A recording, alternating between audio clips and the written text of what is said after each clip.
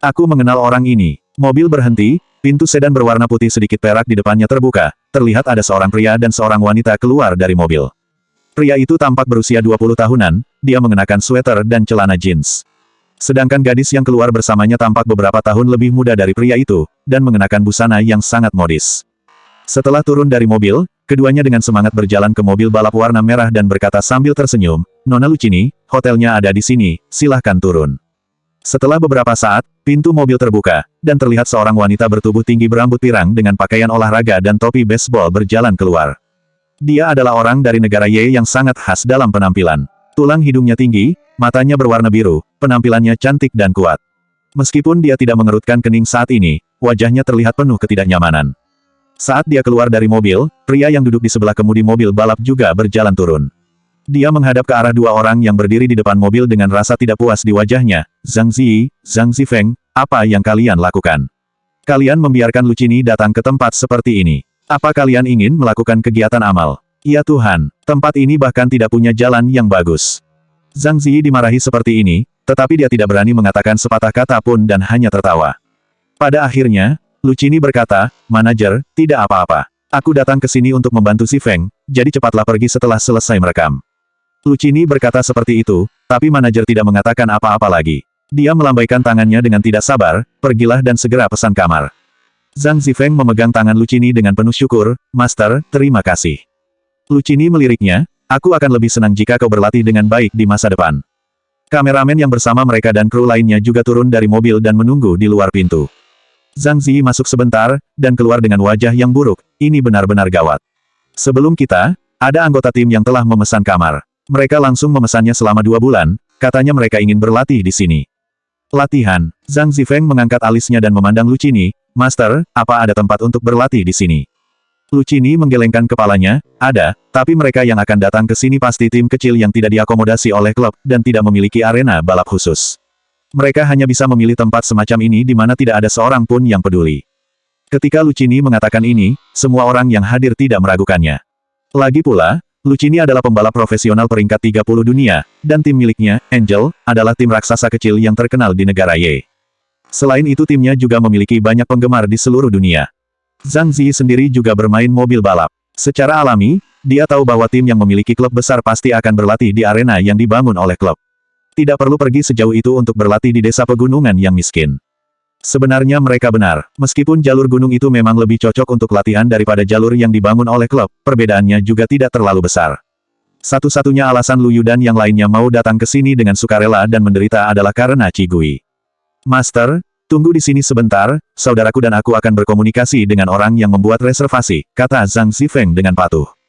Lucini mengangguk, kembali ke mobil, dan parkir di tempat teduh yang sedikit jauh dari sana. Kru lainnya juga masuk ke dalam mobil, hanya Zhang Ziyi dan Zhang Zifeng yang masuk ke hotel untuk meminta informasi reservasi. Karena hotel ini direservasi atas nama Qi Gui, informasi yang terdaftar di meja resepsionis hotel juga nama Qi Gui. Zhang Ziyi langsung tertawa saat melihat nama Qi Gui. "Ada apa, Kak?" Zhang Zifeng bertanya dengan rasa ingin tahu. Zhang Ziyi menunjuk ke nama Qi Gui dan tersenyum, "Aku kenal orang ini, anak tertua dari keluarga Qi. 80% orang yang memesan hotel ini adalah kakaknya Qi Mingkun."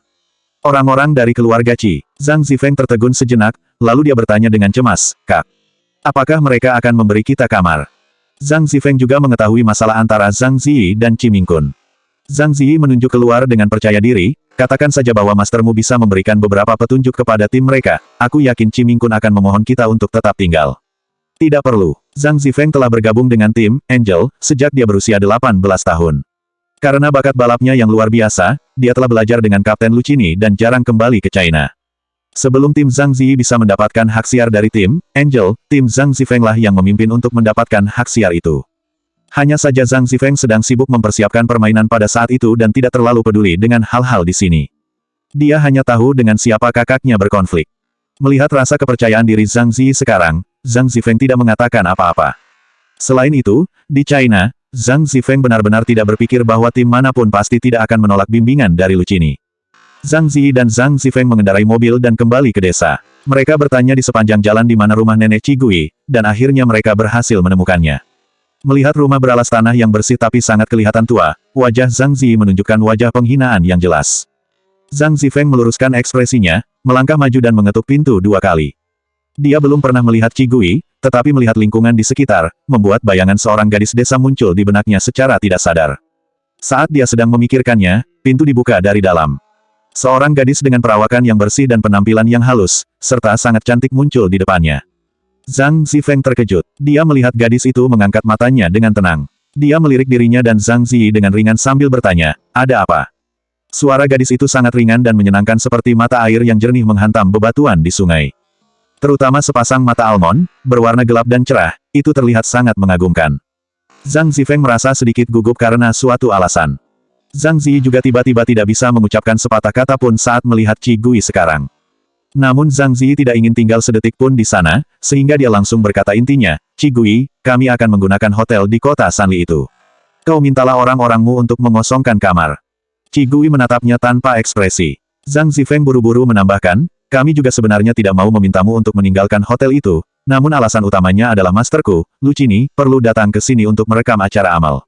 Jika kau bersedia menyerahkan kamar kalian, setelah acara selesai direkam, masterku dapat memberikan sedikit pengarahan kepada timmu." Mendengar dia mengatakan ini, Qigui berkata, "Lalu di mana orang-orang kami akan tinggal?" Zhang Zifeng dan Zhang Ziyi sama-sama tercengang. Tidak satu pun dari mereka yang mengira bahwa, ketika Qigui mendengar nama Lu Qini, Qigui tidak bereaksi sama sekali, bahkan lebih peduli tentang akomodasi. Bukankah seharusnya dia bersemangat dan gugup, tidak sabar untuk segera mengosongkan kamar hotel dan keluar? Memikirkan ucapan Qigui barusan, Zhang Zifeng tidak bisa jika tidak menjelaskannya secara rinci, itu. Rally internasional tahun ini, tim masterku berhasil memenangkan peringkat ke-30. Qigui memandangnya dengan bingung, apa hubungannya ini dengan ketidakmampuan memecahkan masalah akomodasi? Zhang Zifeng terdiam. Dia melihat wajah Qigui yang masih tenang dan tidak tergoyahkan, ada sedikit rasa tidak puas muncul di hatinya. Zhang Ziyi menganggap mereka hanya tim kecil, kenapa repot-repot? Zhang Ziyi tidak menyangka Qigui begitu arogan. Dia bahkan tidak memperhatikan Lu Qini, jadi dia tidak bisa menahan diri untuk tidak berkata, "Lalu bagaimana caranya supaya kau bisa merelakan hotel ini?" Qigui menjawab tegas, "Tunggu 2 bulan lagi." Jika bukan karena bayangan penghinaan yang dilemparkan Qigui padanya di masa lalu, Zhang Ziyi hampir tidak bisa menahan celotehannya. Melihat bahwa Qigui tidak berniat melepaskannya, Zhang Zifeng menyeret Zhang Ziyi pergi. Dalam perjalanan, Zhang Zifeng berkata dengan cemas, "Kak, apa yang harus aku lakukan?" Zhang Ziyi menghela nafas dalam, mengeluarkan ponselnya, dan mencari kontak seseorang. Kepala kantor polisi di wilayah ini memiliki hubungan dengan ayah kita. Kalau mereka tidak ingin melepaskannya, maka mereka semua harus pergi ke kantor polisi. 10 menit kemudian, sebuah mobil polisi dan mobil Zhang Ziyi diparkir di depan hotel satu persatu. Kepala polisi bertubuh gemuk keluar dari mobil polisi dan bertukar kata dengan Zhang Ziyi. Tepat ketika keduanya akan masuk, sebuah mobil berwarna hitam melaju perlahan tidak jauh dari sana. Tidak mungkin dia tersesat. Mobil hitam ini terlihat sangat biasa, tetapi ketika Zhang Ziyi melihat plat nomornya, ekspresinya langsung berubah. Zhang Ziyi berhenti berjalan ke dalam dan menatap mobil itu dengan heran. Kepala polisi melirik Zhang Ziyi dengan curiga, dan melihat bahwa wajah Zhang Ziyi tidak begitu baik, dia juga melihat ke arah mobil hitam itu. Bahkan Lu Qini dan yang lainnya yang memarkir mobil dari kejauhan mau tidak mau juga melihat ke arah sana. Di bawah perhatian semua orang, pintu kursi pengemudi mobil hitam didorong terbuka, dan seorang pria berpakaian kasual berwarna hitam dengan wajah tampan muncul di depan semua orang. Pria itu tampak jelas mengendarai mobil yang murah dan biasa, namun auranya lebih mahal daripada semua orang yang ada di sana. Terutama karena sepasang mata Phoenix yang sedikit memikat di balik lensa. Matanya tajam dan dingin, serta menatap semua orang dengan ringan. Begitu pria itu muncul, dia menarik perhatian semua orang. Melihat orang itu datang, ekspresi Zhang Ziyi berubah drastis. Sebelum dia bisa mengatakan apapun, mata Fu Xi menoleh. Melihat Zhang Ziyi, Fu Xi mengangkat alisnya sedikit, dan berkata dengan suara rendah dan malas, "Zhang Ziyi, apa ada hal buruk yang ingin kau lakukan di sini?" Zhang Ziyi ingin mengumpat rasanya. "Bisakah kau melakukan sesuatu yang lebih buruk lagi di tahun ini?" Hah? Tetapi di luar, Zhang Ziyi tidak berani mengeluh sama sekali, dan dengan cepat menggelengkan kepalanya, "Tidak, tidak, Kak, aku di sini untuk merekam kegiatan kesejahteraan masyarakat dan melakukan hal-hal baik." Setelah berbicara, dia bergegas beralih membicarakan kepala polisi di sebelahnya. "Ini adalah kepala polisi di sini. Dia baru saja datang ke hotel untuk pemeriksaan rutin. Aku kebetulan bertemu dengannya." Di depan Fu Xi, Zhang Ziyi benar-benar tidak berkutik sama sekali. Meskipun keluarga Zhang secara nominal cukup sejajar dengan keluarga Fu, namun hubungan keduanya ribuan mil jauhnya dan sulit bagi mereka untuk bertemu dengan keluarga Fu. Cukup masuk akal bahwa Zhang Ziyi tidak perlu begitu takut pada Fu Xi. Namun, ketika Zhang Ziyi masih muda, dia melakukan banyak hal buruk atas nama keluarga Fu, yang secara langsung mencoreng nama baik keluarga Fu. Orang yang memberinya pelajaran adalah Fuxi, yang saat itu baru berusia 20 tahun. Setelah itu, untuk pertama kalinya di hati Zhang Ziyi, ada bayangan yang tidak bisa dihapus di dalam hidupnya, membuatnya langsung merinding ketika mendengar nama Fuxi, apalagi melihat dia berdiri di depannya. Pemeriksaan rutin, ya, Fuxi melirik kepala polisi. Dia tidak begitu tertarik dengan apa yang akan dilakukan Zhang Ziyi, tetapi sangat tertarik untuk mengenali tentang kepala polisi area tersebut. Halo, Fuxi berjalan ke arah kepala polisi dan mengulurkan tangannya dengan sopan, saya Fuxi. Setelah pemeriksaan rutin Anda, saya ingin tahu apakah Anda bisa membawa saya ke desa Yun. Kepala polisi itu kebingungan mendengar kalimat itu. Zhang Ziyi buru-buru berkata, Pak Kepala, dia adalah saudara laki-laki saya, yang berasal dari keluarga Fu di Beijing. Anda lebih baik pergi bekerja dengan saudara laki-laki saya dulu.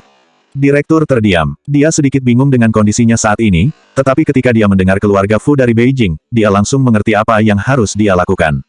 Jangan terburu-buru, Anda bisa memeriksanya lebih dulu. Ucap Fuxi, lalu kepala polisi itu tersenyum hangat dan menahan tangan Fuxi, aku akan membawamu ke desa Yun dulu. Apa kau akan pergi ke sana untuk berbisnis? Fuxi tersenyum, tidak, saya mencari seseorang. Oh, mencari seseorang. Kepala polisi itu sedikit bingung. Bukannya hanya ada sekelompok pria dan wanita tua yang tersisa di desa Yun dan tidak ada hubungannya dengan keluarga Fu di Beijing. Tapi dia dengan bijak tidak bertanya lagi, dia lalu masuk ke mobil polisi dan memimpin jalan di depan. Fuxi mengikuti di belakang dengan mobilnya. Segera mobil Fuxi melaju, namun belum terlalu jauh, Zhang Ziyi yang berdiri tegak dalam postur militer, langsung menghela nafas panjang dan duduk dengan kaki melunak. Lucini dan manajernya juga datang dan bertanya siapa Fuxi itu. Jangan khawatir, itu hanya seseorang yang tidak bisa kalian ganggu sama sekali. Zhang Ziyi melambaikan tangannya dengan lemah. Apa kau sudah mendapatkan kamar hotelnya? Tanya manajer itu. Zhang Ziyi menjawab, kalian sementara tinggal di luar dulu selama 2 hari pertama, aku akan meminta seseorang segera membangun rumah di desa. Masih harus membangun rumah. Manajer itu terkejut. Orang-orang di dalam sana kan ada banyak, tidak bisakah mereka memberi kita beberapa kamar saja? Zhang Ziyi melirik manajer dan berkata dengan marah, kau pikir aku tidak mau melakukannya? Zhang Ziyi hanya tidak berani. Dengan Fuxi di sini, Zhang Ziyi tidak akan berani melakukan apapun, bahkan dia terlalu malas untuk peduli. Zhang Zifeng masih melihat ke arah Fuxi pergi. Setelah beberapa saat, dia bertanya dengan ragu, Kak, Tuan Fu akan pergi ke desa Yun, apa yang dia lakukan di sini? Tidak dia tersesat, kan? Ini Fuxi, teman baruku. Zhang Ziyi memelotot ke arah Zhang Zifeng, jangan bicara omong kosong. Menurutmu siapa dia? Ini Tuan Fu. Bagaimana mungkin dia bisa tersesat? Zhang Zifeng menunjukkan ekspresi masam namun tidak mengatakan apa-apa. Di dalam mobil, Fuxi mengikuti mobil polisi di depannya, dia berbelok ke jalan pegunungan, menyalakan headset Bluetooth, dan menerima telepon dari kakek Fu. Sudah sampai di desa Yun? Tanya kakek Fu pelan. Fuxi menjawab singkat, belum. Kakek Fu mengerti dalam hitungan detik, kenapa, kau tersesat? Fuxi menjilat bibir bawahnya dan tidak bisa berkata apa-apa lagi. Orang tua itu tebakannya terlalu akurat. Fuxi benar-benar tersesat sekarang. Lokasi desa Yun ini terlalu terpencil dan navigasinya tidak dapat menemukan lokasinya dengan akurat. Hal itu menyebabkan Fuxi semakin jauh dari desa ketika dia mengikuti navigasi dan dia berbelok ke arah kota dari jalan lain. Fuxi tidak berani bertanya pada Qi Gui. Dengan temperamen Profesor Qi, jika dia benar-benar bertanya, dia pasti akan mengatakan, jangan datang, kau akan mengganggu. Ketika Fuxi memikirkannya lagi, dia harus menggunakan otaknya untuk mencari alasan. Fuxi mengangkat tangannya dan memindahkan persneling dengan malas, tetapi dia tidak menyangkalnya, orang tua, kau menebak dengan sangat akurat, apakah kau pernah tersesat sebelumnya? Bagaimana mungkin, Tuan Fu dengan bangga memamerkannya, ketika aku pergi ke sana, Qi Gui dan neneknya datang menjemputku secara langsung. Bukankah kau begitu menyedihkan sekarang? Dia sungguh berniat menusuk jantung cucunya dengan pisau. Fuxi mendecakkan lidahnya, apa neneknya sekarang tahu tentang hal ini? Kakek Fu langsung menutup telepon. Fuxi langsung merasa puas. Qi Gui keluar dari kamar dengan dupa dan uang kertas untuk pergi ke makam neneknya. Tepat setelah dia mengunci pintu, dia menerima pesan dari kakek Fu. Nak, anak laki-laki gila itu mencarimu, lebih berhati-hatilah beberapa hari ini. Melihat pesan ini, Qi Gui tidak terkejut. Dia sudah menebaknya ketika Fuxi bertanya padanya berapa banyak orang yang bisa tinggal di rumah neneknya. Qi Gui keluar dan membalas, di mana dia? Apa dia membutuhkan saya untuk menjemputnya?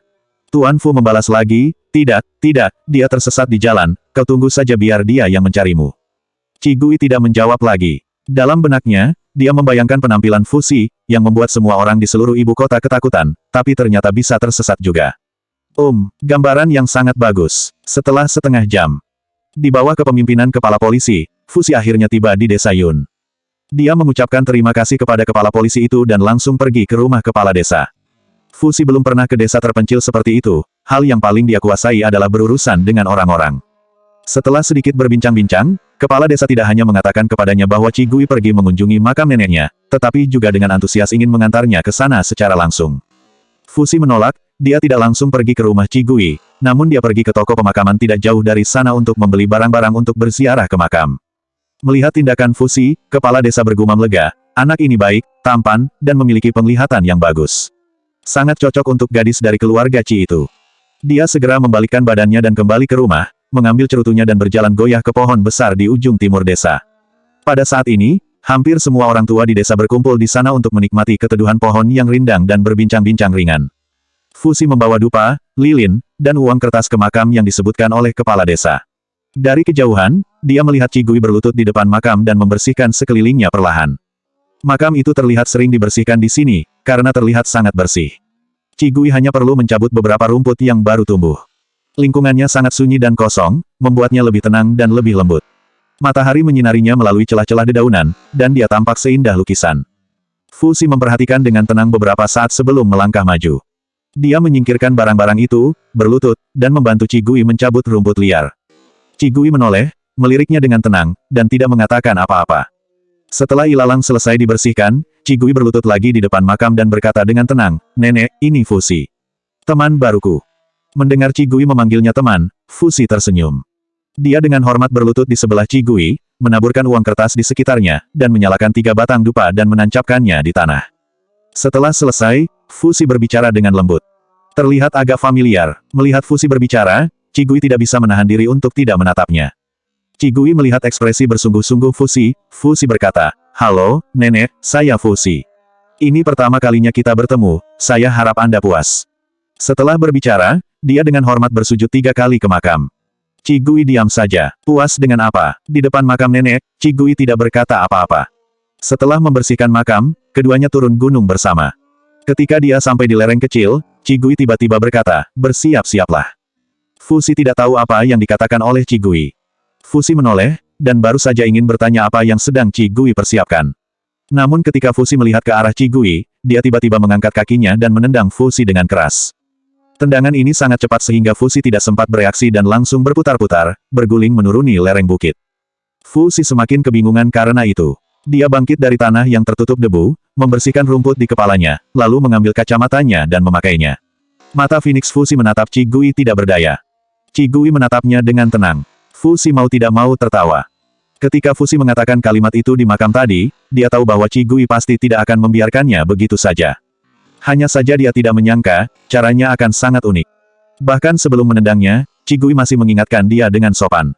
Kenapa Profesor Ci sangat imut? Fusi memahami tendangan ini sebagai tendangan cinta yang terbang. Dia tidak peduli betapa kotornya dia menepuk-nepuk bajunya 2 kali secara acak, memanjat lereng lagi, dan berdiri di samping Cigui. Dia lalu membuka tangannya dan berkata, "Apa kau sudah lega? Apa sudah cukup bagimu untuk tidak mengambil tendangan lagi?" Cigui tidak menjawab perkataan Fusi. Dia berbalik dan berjalan ke depan dan Fusi mengikutinya sambil tersenyum. Keduanya kembali ke desa beriringan. Tidak jauh dari sana, semua orang mendengar kabar burung dari kepala desa tentang bocah lelaki tampan yang baru saja datang ke desa mereka. Lelaki itu datang untuk mencari gadis dari keluarga Ci. Tetapi ketika mereka menoleh, mereka melihat bocah lelaki tampan yang menyebarkan kegembiraan di desa itu mengikuti Cigui dengan wajah sedikit masam berjalan melewati mereka. Kerumunan orang-orang desa tertegun melihat keduanya. Fusi mengikuti Cigui ke rumah neneknya. Rumah nenek Cigui berada di pinggir desa, rumah kecil beralas tanah, tapi sangat bersih dan rapi, halamannya penuh ladang tanaman yang luas. Sudah waktunya untuk menanam tanaman, dan ladang di sana penuh dengan tanaman hijau. Fusi tidak bisa mengenali jenis tanaman apa itu, tapi menurutnya itu indah. Setelah memasuki pintu, Cigui melemparkan handuk ke arah Fusi, "Lap bersih." Fusi memegang handuk dan tertegun, "Dibersihkan begini saja." "Kalau tidak," Cigui mengangkat dagunya ke arah pintu, "kalau kau ingin mandi, ada sungai di sebelah kanan saat kita keluar tadi." Fusi terdiam. Tuan Fu yang dicemburui semua orang di Beijing, akhirnya menemukan bahwa dia telah menghadapi masalah yang sangat serius. Pada akhirnya, Fusi tidak tahan lagi dan pergi ke hotel di kaki gunung untuk mandi. Ketika dia berganti pakaian dan kembali ke rumah nenek Cigui, dia melihat Cigui juga telah berganti pakaian olahraga dan siap untuk pergi keluar. "Mau kemana?" Fusi mengangkat alisnya. Cigui berbalik dan mengunci pintu, "Tim temanku akan berlatih di sini, aku akan melihatnya." Aku akan mengantarmu. Fuzi mengangkat kunci mobil di tangannya. Dalam perjalanan dari hotel menuju desa Yun, ia juga melihat jalur pegunungan yang sangat cocok untuk latihan para pembalap. Melihat apa yang dikatakan Qigui, Fuzi tidak terlalu memikirkannya, berpikir bahwa dia benar-benar hanya pergi ke tempat teman untuk bergabung dan bersenang-senang. Bagaimanapun, Qigui adalah seorang profesor kedokteran, dan tidak peduli seberapa baik dia bermain balap, tidak mungkin untuk berpartisipasi dalam pelatihan tim balap profesional. Qigui tidak menolak ucapan Fuzi. Ketika keduanya mencapai puncak jalan di gunung, semua orang di konvoi Lu Yu tiba. Fuzi melihat sekelompok orang asing di lereng bukit, termasuk beberapa wajah yang sangat tidak asing lalu berhenti. Kalau tidak salah, tim ini agak mirip tim World nomor 1 di dunia. Selanjutnya 246 waktu itu aku menyalip mobilnya.